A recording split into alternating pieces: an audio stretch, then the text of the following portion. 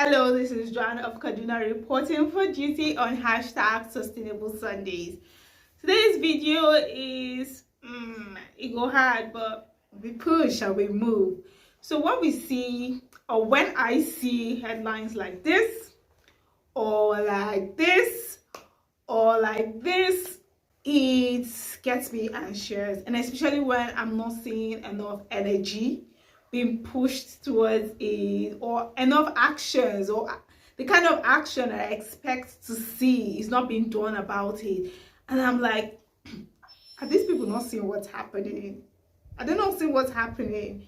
And they're not doing enough, and it gets me worried, it gets me anxious, and it gets me worried, it gets me anxious. And this was me like 2020, late 2020, 2021, when I started becoming more aware of the environmental crisis that the world is facing. And it hits me harder because of the fact that I'm in Africa, living in Africa, and because of the poverty rate in Africa, we are going to be one of the worst hit of climate change. I'm like, but not enough is being done about it. Not enough is being said about it. I didn't always hear discussions or people talking about it, apart from maybe a one-liner in the news and all. And it got me thinking, apart from maybe a one-liner in the news and all. And I'm like, are these people okay? Or I'm the one that's just not okay? Because with the kind of premonition that they're saying, I expected more to be done, and it got me anxious.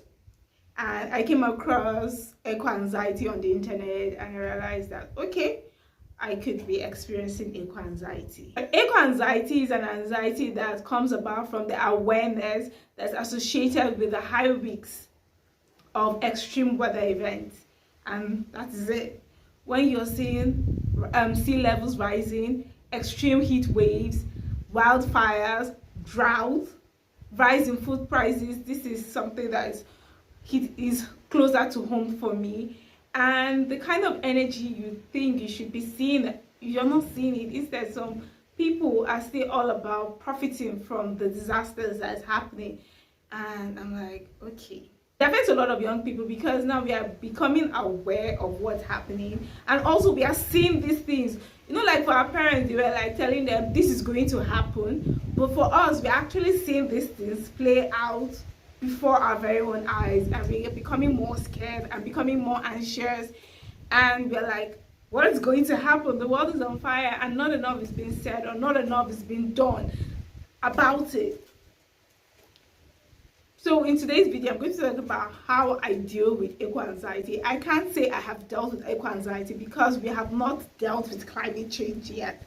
We are still in an environmental crisis, and we've not yet quelled the fire or quenched the fire.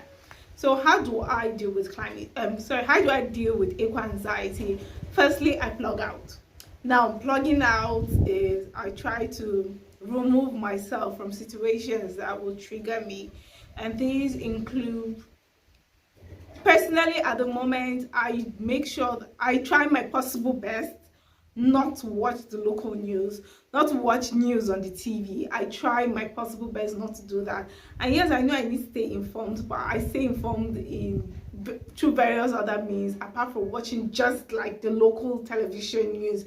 Because the headlines that you're always seeing, it triggers, like they're telling you wildfires in Australia, they're telling you melting ice caps, they're telling you flooding in this place, they're telling you droughts in this place, and you're like, okay, and it triggers.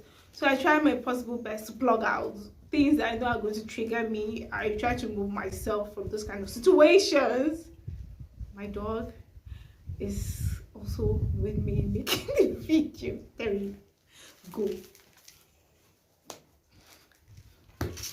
I'll beat you. So I try to remove myself from those kind of situations. It's best for my peace of mind. Another way that I deal with eco-anxiety is by being informed. Yes, I remove myself from news, but I also try to get informed. They say this is happening, that is happening. I read up on articles that have lesser lesser triggering headlines because the headlines are going to surely scare me away, that have lesser triggering headlines. And I read through these articles, I watch videos on YouTube, I listen to people's accounts, and like, okay, this is how this is going about, this is what is actually going on, this is how we can be able to go around this thing that is happening. And so for me, I get informed and try to know, okay, what is actually happening, and how can I help. Sometimes the headlines that you hear and you see are not as bad as how they paint it to be, because, well, the media, they're trying to get a clickbait from you, something that is going to keep you interested. So I try to get informed and realize that, okay, it might not be as bad as you're trying to make it seem, or it's even worse than how you're making it seem. So I try as my possible best to be informed. Another way that another way I deal with eco-anxiety is try to find a community. And I joined a community last year.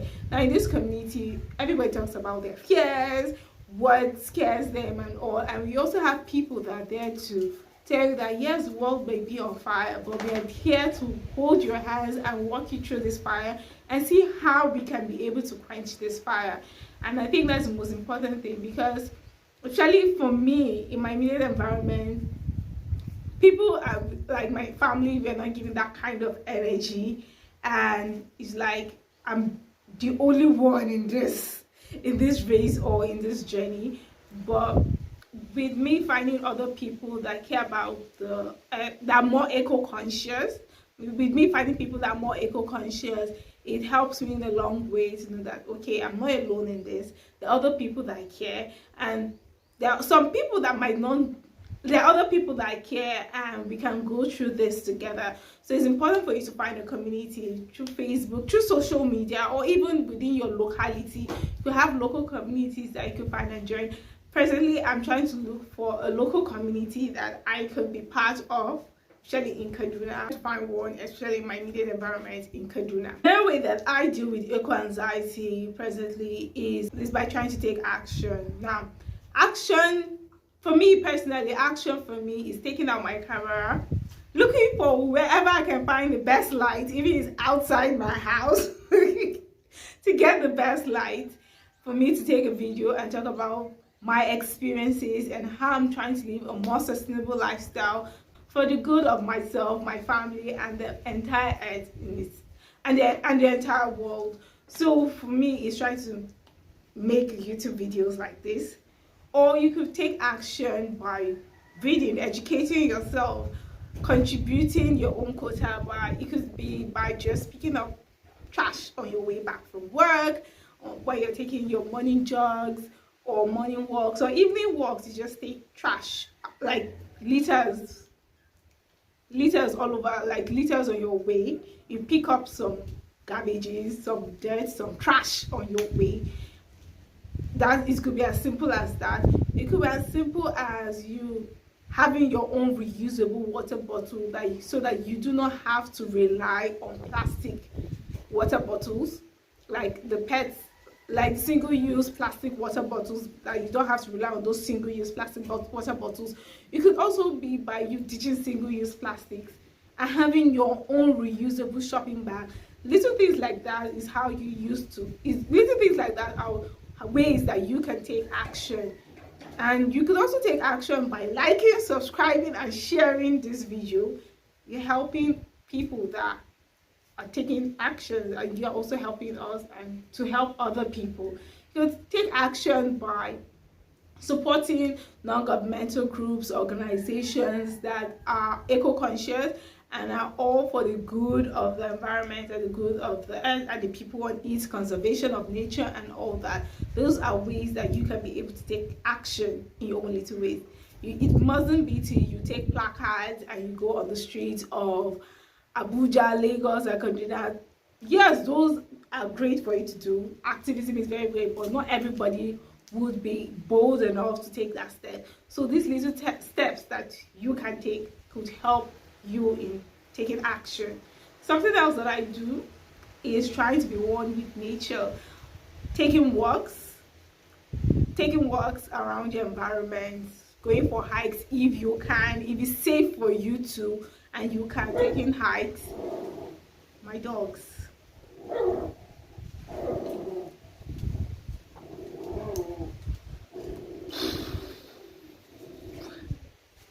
Taking hikes. Terry!